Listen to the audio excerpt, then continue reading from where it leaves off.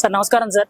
Janasena party ఈ జనవాణి కార్యక్రమాన్ని start చేసి డైరెక్ట్ గా ప్రజాప్రతినిధులని ఎమ్మెల్యేలు రోడ్ల మీద కూర్చోబెట్టి పనిచేస్తారు. ఎలా అనిపిస్తుంది సార్? ఇప్పుడు వరకు ఏ రాజకీయ పార్టీ కానీ ఏ రాజకీయ నాయకుడు కూడా ఇలా నిర్ణయాలు తీసుకోలేదు. ఇంకా రేపటి రోజులు ఇంకా కొత్త నిర్ణయాలు తీసుకునే అవకాశం కూడా ఉంది. ఎలా అనిపిస్తుంది సార్? పవన్ కళ్యాణ్ గారు ప్రజలకి మంచి చేయాలని చెప్పి రాజకీయాల్లోకి వచ్చారు. ఆయనకున్న చిత్తశుద్ధి వల్లే ఈ రోజు ఈ రాష్ట్రంలో ఈ కూటమి ప్రభుత్వం వచ్చింది. అందులో భాగంగా పవన్ కళ్యాణ్ గారు జనసేన పార్టీలో గెలిచిన ఎమ్మెల్యేలని, మంత్రుల్ని, ఎంపీలని అందరినీ కూడా ప్రజలకి అందుబాటులో ఉండేలా జనసేన పార్టీ ఆఫీస్ దగ్గర జనవాణి కార్యక్రమం ప్రతిరోజు జరుగుతుంది. అందులో భాగంగానే నా పేరు తలాటం సత్య, ఉమ్మడి తూర్పుగోదావరి జిల్లా ప్రధాన కార్యదర్శి. 4 రోజులు నన్ను కూడా ఇక్కడ ఉండమని ఉండమంటే 4 రోజులు నేను కూడా ఇక్కడ ఉన్నాను. జనవాణి కార్యక్రమంలో పాల్గొన్నాను. పొద్దున్న 10 గంటల నుంచి సాయంత్రం 7, 7:30, 8 గంటల వరకు కూడా జనవాణి కార్యక్రమం నిరంతరం జరుగుతుంది. ఎలా ఉంది సార్ ఫస్ట్ ఎక్స్పీరియన్స్ అనుకుంటా? అంటే ఇలాంటి ప్రజా కార్యక్రమాల్లో ప్రజల సమస్యల్ని నేరుగా చూడడం, నేరుగా వినడం ఎలా అనిపిస్తుంది సార్?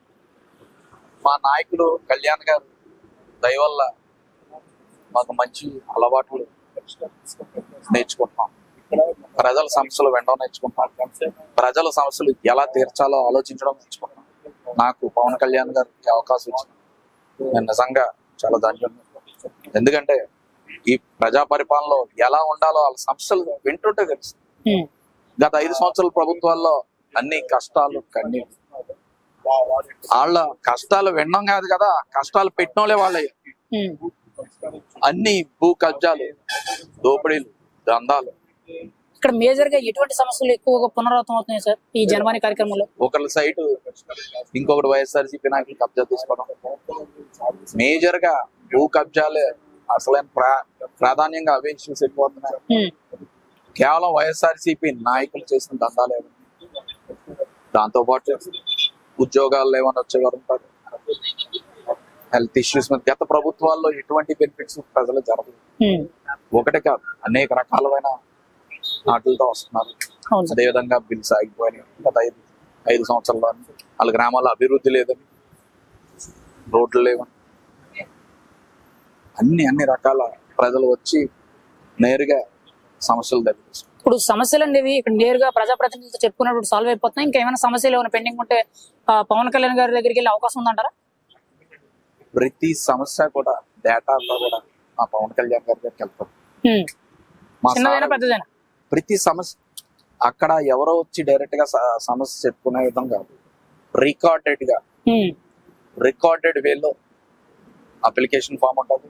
అప్లికేషన్ ఫామ్ తీసుకున్నాక గ్రీవెన్స్ ఫామ్ ఉంటుంది.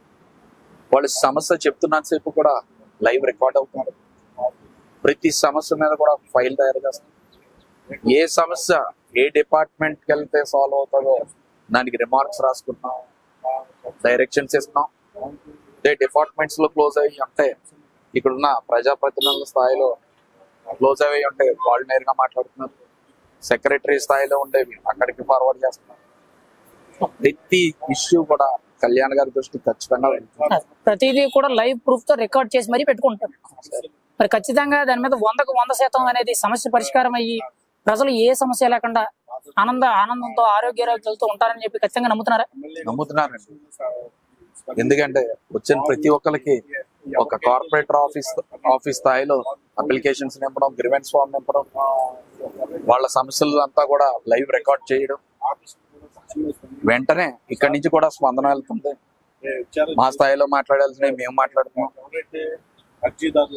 మా జిల్లాలో వచ్చిన సమస్యలు అయితే అక్కడ ఉన్న డిఎస్పీలతో మాట్లాడుతున్నాం. కలెక్టర్ ఆఫీస్ లో ఎంఆర్ఓస్, ఆర్టీఓస్ అందరికీ కూడా మాట్లాడుతున్నాం. ఇక్కడి నుంచి ఫార్వర్డ్ అవుతున్నాయి ఫైల్స్ అన్ని కూడా. అన్ని 100% ప్రతి సమస్యకి పరిష్కారం దొరుకుతుంది. కొన్ని సమస్యలు ఎప్పటి నుంచో పూర్వం నుంచి ఉన్న సమస్యలు అయితే కొంత సమయం పట్టొచ్చేమో, కానీ ప్రతి సమస్యకి జనసేన పార్టీ ఆఫీస్ జనవాణిలో అయితే మాత్రం ఖచ్చితంగా న్యాయం. అంటే మీరు చెప్పేదాన్ని బట్టి సమస్య అంటే దానికి పరిష్కారం కేర్ ఆఫ్ అడ్రస్ కింద జనవాణి కార్యక్రమం మారిపోయిందని చెప్పుకోవచ్చా? ఖచ్చితంగా. ప్రజలు ఓట్లేసి గెలిపించిన ప్రజాప్రతినిధుల్ని కళ్యాణ్ గారు నేరుగా జనవాణిలో కూర్చోబెడుతున్నారు. ఎవరైనా రావచ్చు, ఏ సమస్య మీద అయినా సరే కూర్చోవచ్చు. ప్రజానాయకుల్ని ప్రజలకు అందుబాటులో పెడుతున్నారు కళ్యాణ్ గారు. ఇది కదా రాజకీయ పార్టీ ఉండాల్సింది, ఇది కదా. గతంలో చూసుకుంటే మనకి సమస్యలు వినకపోవడం కానీ లేకపోతే సమస్యను తీర్చకపోవడం కానీ ఇంకా కొత్త సమస్యల వల్ల పుట్టించేవారు. కొత్త సమస్యలు ఏమైనా ఉండే, పాత సమస్యలు ఉండే, లేదా వాళ్ళే సమస్యలు సృష్టించడం, అవన్నీ పక్కన పెడితే సమస్యలు పరిష్కరించడం పక్కన పెట్టండి. గత ప్రభుత్వంలో అసలు సమస్య వినే నాయకుడు ఎక్కడ ఉన్నాడండి? గత ప్రభుత్వాల్లో ఆ సమస్యను విన్న నాయకుడు ఎవరున్నారు గత ప్రభుత్వాల్లో? అంటే ఇప్పుడు మీరు చెప్పిన దాన్ని బట్టి ఇప్పుడు గతంలో చూసుకుంటే జగన్మోహన్ రెడ్డి నేరుగా నాకే ఫోన్ చేయొచ్చు, ఇది నా నెంబర్ అని చెప్పాడు, మీకు ఒక్క ఫోన్ కొడితే నేను అందుబాటులో ఉన్నాను. మరి ఏం చేశాడంటారు? ఎంతమందికి అందుబాటులో వెళ్ళారండి? ఎంతమందికి అందుబాటులో వెళ్ళారు జగన్మోహన్ రెడ్డి? నిజంగా అంత అందుబాటులోకి వెళ్తే ఆయనకు వచ్చిన సీట్లు కనీసం ప్రతిపక్ష హోదా కూడా ప్రజలు ఇవ్వలేదు. దాన్ని బట్టి తెలుస్తుంది కదా అతని ప్రజలు ఎంత అందుబాటులో ఉన్నాడో. డేరాలు కట్టుకుని వెళ్తారా? మరి ఈ రోజు ప్రయాణిస్తుంటే చెట్లు కొడతారా? స్కూళ్ళు, విద్యా బుద్ధులు నేర్పే స్కూళ్ళు, పాఠశాలలు మూసి పాఠశాలలో ఉన్న బస్సుల్ని ఈయన మీటింగ్ లో పంపించారు. పరదాలు కట్టుకుని వెళ్ళారు. ఆయన వెళ్ళే రోడ్ లో షాపులు మొయ్యాలట. ఎందుకంటే అంత భయపడుతున్నారు ఆయన? ఇప్పుడు కూడా రీసెంట్ గా మన హైకోర్టులో కేసు వేశారు. కూటమి ప్రభుత్వం వాళ్ళకి నాకు థ్రెట్ ఉంది, దాదాపు 1000 మంది సెక్యూరిటీ కావాలి అని చెప్పి అడుగుతున్నారు. ఎంతవరకు న్యాయం అంటారు? అసలు ఎందుకు అంత భయపడుతున్నారంటారు? కూటమి ప్రభుత్వం వల్ల ఆయనకి థ్రెట్ ఉందా? మా కళ్యాణ్ గారు వైఎస్ఆర్సీపీ జోలికి కానీ ఎవరు ఎటువంటి కామెంట్లు చెయ్యొద్దని మా సార్ అన్నారు కాబట్టి ఇప్పటికీ మేము బుద్ధిగా పని చేసుకుంటున్నాం తప్ప గత 5 ఏళ్ళు మేము పడ్డాం. మాది కాకినాడ సిటీ, ఎన్నో అవమానాలు పడ్డాం. ఈరోజు గెలిచి కూడా మేము ఒక్క మాట మాట్లాడలేదంటే మా కళ్యాణ్ గారు ఆదేశాలు. మా సార్ ఇప్పుడు ప్రజలకు అందుబాటులో పని చేయమంటున్నారు. ఏడుకొచ్చి మేము పని చేసుకుంటున్నాం, మా స్థాయిలో మేము పనులు చేస్తున్నాం. అంతేగాని అసలు జగన్మోహన్ రెడ్డి పట్టించుకునే వాళ్ళు ఎవరున్నారు? అంటే ఆయన ఓన్లీ పబ్లిసిటీ కోసం ఇలాంటి ప్రయత్నాలు చేస్తున్నారంట. ప్రజలు మర్చిపోతున్నారు కదా అని చెప్పి ఏదో ఒకటి చూపించుకోవాలి కదా. లేదంటే ఆయన వాళ్ళు మర్చిపోతున్నారు. వాళ్ళు జగన్మోహన్ రెడ్డి అన్న పేరు ఎవరు గుర్తుంది? ఇప్పుడు ఆయన కూడా మళ్ళీ మీడియా ముందుకు ఎక్కి నా కార్యకర్తలు చంపేస్తున్నారు, కూటమి నాయకులు అందరూ కలిసి నా కార్యకర్తలు చంపేస్తున్నారు, దమ్ముంటే నన్ను చంపండి అని చెప్పి ఓపెన్ స్టేట్మెంట్స్ ఇస్తున్నారని. మతిస్థిమితం లేని మనుషులు ఏదో మాట్లాడతారు. వాళ్ళ కార్యకర్తలు ఎవరండి చంపేది? వాళ్ళ కార్యకర్తలను కూటమి ప్రభుత్వం చంపాలా? వాళ్ళ పాపానికి వాళ్ళు పోతారు. మా కళ్యాణ్ గారి మీద వేలెత్తి చూపించారు. అందరూ ఏమయ్యారు? నిన్న చూసుకుంటే దువ్వాడ శ్రీనివాసరావు ఏమైంది? అవును సార్, ఇప్పుడు కర్మ అనుభవిస్తున్నారు కదా. అవును సార్, లేటెస్ట్ గా చూసుకుంటే గతంలో మనకి పవన్ కళ్యాణ్ గారిని కనీసం ఆయన దగ్గర నుంచి చూడడానికి కూడా అవకాశం లేని నాయకులు కానీ ఎవరు కానీ రాజకీయ నాయకులు నోటుకు వచ్చినట్టు మాట్లాడారండి పవన్ కళ్యాణ్ గారి వ్యక్తిగత విమర్శల గురించి. ఈ రోజు చూసుకుంటే దువ్వాడ శ్రీనివాసరావు గారు ఆయన యొక్క అక్రమ సంబంధాలు ఏమైనా బయటపడ్డాయి. మొన్న కూడా రీసెంట్ గా చూసుకుంటే విజయసాయి రెడ్డి అక్రమ సంబంధాలు ఏమో బయటపడ్డాయి. ఏంటి సార్, వాళ్ళ వైపు 100 తప్పులు ఉంచుకొని పవన్ కళ్యాణ్ గారిని విమర్శించి నోటుకు వచ్చినట్టు మూడు పెళ్లిళ్ళు అని మాట్లాడారు. ఈ రోజు వైఎస్ఆర్సీపీ ప్రభుత్వంలో ఉన్న ప్రతి ఒక్క నాయకుడి బండారాలన్నీ బయటపడుతున్నాయి. పవన్ కళ్యాణ్ గారు భగవంతుడు, ఆయన ప్రజలకు సేవ చేయడానికి రాజకీయాల్లోకి వచ్చారు తప్ప లేదంటే ఎవరితోనో మాటలు పడాల్సినంత అవసరం లేదు. అయినా సరే ఆయన మాటలు పడి తట్టుకుని నిలబడింది కేవలం ప్రజల సమస్యలు తీర్చడానికి ఆయన నిలబడ్డారు. అలాంటి ఆయన్ని ఏలెత్తి చూపించిన ప్రతి నాయకుడు ఏమయ్యారు? ఆయన వ్యక్తిగత జీవితం కోసం మాట్లాడతారు. ఈ రోజు వైఎస్ఆర్సీపీ నాయకుల పరిస్థితి ఏంటి? దువ్వాడ శ్రీనివాసరావు అతని బతుకు ఏమైందండి? ఆ ముందు విజయసాయి రెడ్డి అతను ఏమైంది? అలా చూసుకుంటే అనేక నాయకులు బయటకు వస్తున్నారు. ఒకరు ఇద్దరు కదండి, మొత్తం 175 స్థానాల్లో ఉన్న ఎవరైనా సరే కర్మ అనుభవించాల్సిందే. మా భగవంతుడిని ఏదన్నా అంటే కర్మ అనుభవించాల్సిందే. మా కళ్యాణ్ గారు ఆగమన్నారని మేము అవుతాం, లేదంటేనా మా కళ్యాణ్ గారు మాట్లాడిన వాళ్ళని మేము ఊరికే ఉంచుతామండి. ఇప్పుడు కూడా చూసుకుంటే పవన్ కళ్యాణ్ గారికి థ్రెట్ ఎక్కువ ఉంది, ఉగ్రవాదుల నుంచి నక్సలైట్ల నుంచి థ్రెట్ ఎక్కువ ఉంది, ఆయనకు కూడా సెక్యూరిటీ కల్పించాలంటారు. ఖచ్చితంగా మరి ఆయనకి ఏమైనా జరిగే అవకాశం ఉందంటారా? పవన్ కళ్యాణ్ గారు అంటే ఒక శక్తి.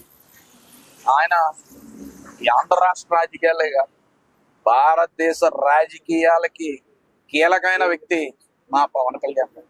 అదనపు బలగాలు ఇచ్చి పవన్ కళ్యాణ్ గారిని తట్టుదిట్టమైన సెక్యూరిటీ మధ్యన ఉంచాల్సిన బాధ్యత సెంట్రల్ గవర్నమెంట్ బాధ్యత. అదేవిధంగా స్టేట్ గవర్నమెంట్ కూడా కావాల్సిన సెక్యూరిటీ ప్రొవైడ్ చేయాలి. ఎందుకంటే ఈ రాష్ట్రంలోనే కాదు భారతదేశ రాజకీయాల్లో కీలకమైన వ్యక్తిగా ఎన్డీఏ ప్రభుత్వం నిలబడటానికి ఆయన మూలకర్త, కీలకమైన కర్త. యాభై మంది ఈ ప్రజలందరూ కూడా నిలబడి ఓటేస్తే ఈ రోజు ఈ కూటమి ప్రభుత్వం. సార్ ఈ రోజు చూసుకుంటే పవన్ కళ్యాణ్ గారిని మొన్నటి వరకు సీఎం అన్నారు, కానీ ఆల్మోస్ట్ డిప్యూటీ సీఎం స్థాయిలో ఆయన కూర్చున్నారు. ఖచ్చితంగా ఈ రోజు కూటమి రాజకీయాలు కానీ దేశ రాజకీయాలు నిలబడ్డా అంటే ఒక గేమ్ చేంజర్ లాగా వన్ సైడ్ గా నిలబడబట్టి ఈ రోజు ఎంత జరిగింది. మరి ఆయన ఎప్పుడు సీఎం అవుతారు? మీ అభిమానుల కళ ఎప్పుడు నెరవేరుస్తారు? ఖచ్చితంగా మేము అందరం కలిపి ఆయన సీఎం చేస్తాం. ప్రజలందరూ ఆయన సీఎం చేస్తారు. చూడండి సార్, చూడండి ఆయన గెలిచాక ఎలా జనవాన్ని నడిపిస్తున్నారు. ప్రతి ప్రజా ప్రతినిధి వచ్చి ఇక్కడ కూర్చుని ప్రజలను డైరెక్ట్ గా కలిసే కార్యక్రమం ఆయన పెట్టారు. ఈ రోజు చూడండి 100-200 ఇచ్చే మైనర్ పంచాయతీలకి మేజర్ పంచాయతీలకి స్వతంత్ర దినోత్సవం వేడుకలు జరుపుకోవడానికి మైనర్ పంచాయతీలకి 10,000, మేజర్ పంచాయతీలకి 25,000 ఇవ్వడం అంటే మామూలు విషయం. అందరూ చిన్న కుర్రోడి దగ్గర నుంచి పండు ముసలి వరకు అందరూ కలిసిమెలిసి జరుపుకునే వేడిక ఏదన్నా ఉందంటే అది స్వతంత్ర దినోత్సవం. ఆయనకి ఈ భారతదేశం అంటే ఇష్టం, జాతీయ జెండా అంటే గౌరవం, దేశభక్తి ఉన్న నాయకులు, స్వతంత్ర పోరాటంలో చనిపోయిన నాయకులు అంటే వాళ్ళందరినీ కూడా ఆయన ఎప్పుడు ఆదర్శంగా తీసుకుంటారు. ఈ స్వతంత్ర దినోత్సవం వేడుకల్లో పిల్లలకి పెద్దలకి అందరికీ కూడా మరొకసారి ఆ సమర యోధులను అందరినీ కూడా ఒక్కసారి తలుచుకునే వాళ్ళ ఎలా బ్రతికారు, వాళ్ళు ఇచ్చిన నీతి నిజాయితీని మనం కూడా కాపాడుకుంటూ దేశభక్తితో కలిసిమెలిసి పెరగాలన్న సందేశం ప్రజల్లోకి వెళ్ళాలనే మంచి ఉద్దేశంతో కళ్యాణ్ గారు ఈ రోజు ఈ నిర్ణయం తీసుకున్నారు. ఫైనల్ గా అయితే ఆయన ఎప్పుడు సీఎం అయ్యే అవకాశం ఉందని అనుకుంటున్నాను. ఖచ్చితంగా తొందరలోనే ఆయన సీఎం అవుతారు. ఎప్పుడు అన్నదే మా చేతుల్లో లేదు.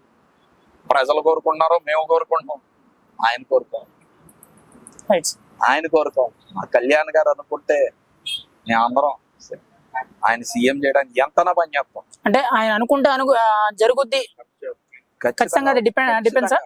మేమందరం సిద్ధంగా ఉన్నాం. ఆయన రాష్ట్ర భవిష్యత్తు కోసం ఆయన తగ్గారు. రాష్ట్ర భవిష్యత్తు కోసం ఆయన తగ్గారండి. తగ్గిన నాయకుడిని ఎక్కడ చూసుంటారు. అది బహుశా పవన్ కళ్యాణ్ గారు మాత్రం అయి ఉంటారు. రాజకీయాల్లో ఎవరు తగ్గరండి, ఎదగాలని చూస్తారు. సీఎం ఆయన సీఎం అవ్వాలని కళ్ళకంటూ పనిచేసిన వాళ్ళు మేము. ఆయన తగ్గి ప్రజల కోసం తగ్గారు. ఆయన కోసం ఆయన చెప్పింది వినడమే మాకు తెలుసు. ఆయన ఏ నిర్ణయం తీసుకుంటే ఏ పని అప్ చెప్తే అది చేయడమే మాకు తెలుసు. ఖచ్చితంగా ఫ్యూచర్ లో ఆయన ఖచ్చితంగా సీఎం అవుతారు. Right sir, thank you.